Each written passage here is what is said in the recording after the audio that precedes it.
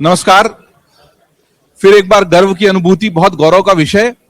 और पुत्र के जो संस्कार होते हैं वो कहां से आते हैं? पिता से आते हैं। और पिता ने इतने अच्छे संस्कार दिए कि आज के जो युवा हैं, जो जेनजी की परिभाषा है उसको बदल दिया।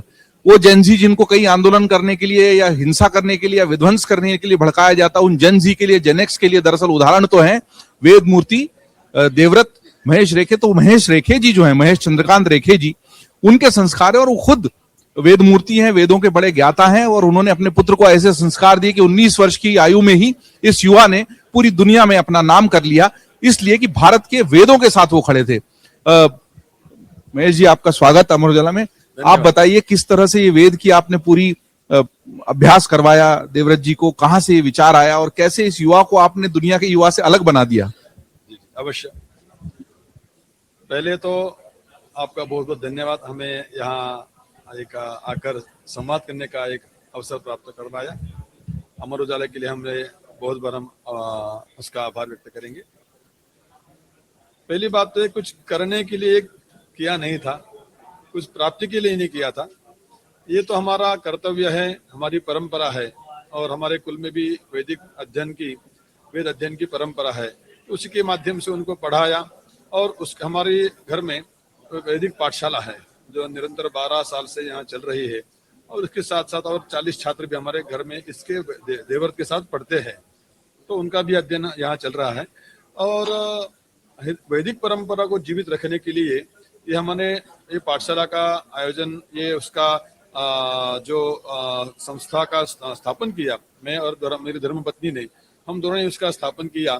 और वैदिक परंपरा का रक्षण हो जाए, उसकी संवर्धन हो जाए, इसलिए हमने इस पाठशाला का आयोजन करके बच्चों को हम पढ़ाते हैं। तो उसी माध्यम से मेरा पुत्र ही और शिष्य है, मेरे लिए बड़ी गौरव की बात है। तो हमारी परंपरा है, वैदिक परंपरा, वेदाध्ययन की परंपरा है।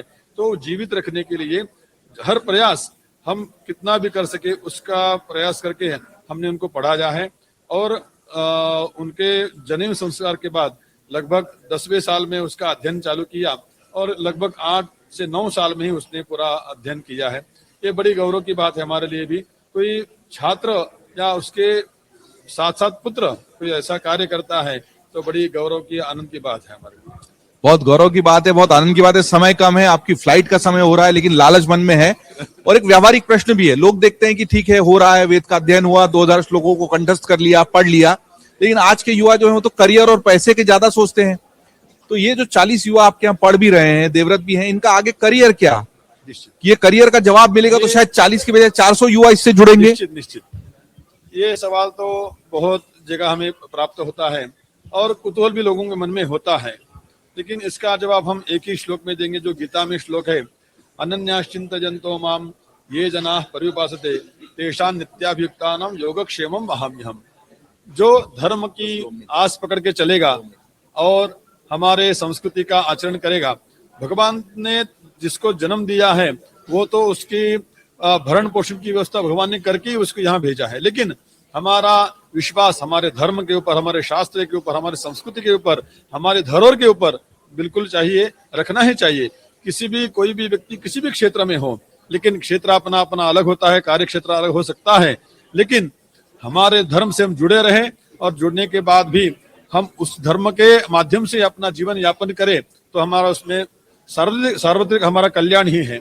और जो छात्र हमारे पास पढ़ते हैं तो उनके लिए आज देखिए कि आज एक देवव्रत के माध्यम से एक ऐसा माहौल उत्पन्न, एक वातावरण उत्पन्न हुआ है कि वेद विद्या तो आज नहीं है, सदियों से वेद विद्या का अध्ययन होता रहा। जब से वेदों की जब से रचना हुई, रचना नहीं कह सकते हैं, लेकिन आविष्कार जब से हुआ है तभी से वेदाध्ययन की परंपरा है।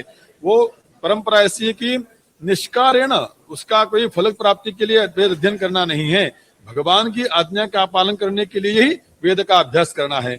और उसी वेद के अभ्यास के साथ साथ भगवान की कृपा से, वेद नारायण की कृपा से उनका योगक्षेमम भी होता है, क्योंकि बड़े बड़े विश्वविद्यालयों में, बड़े बड़े संस्थानों में वेद अध्यापकों की जरूरत होती है, जो अच्छी तरह से वेद पाठ करे, वेद का अध्ययन अध्यापन करे।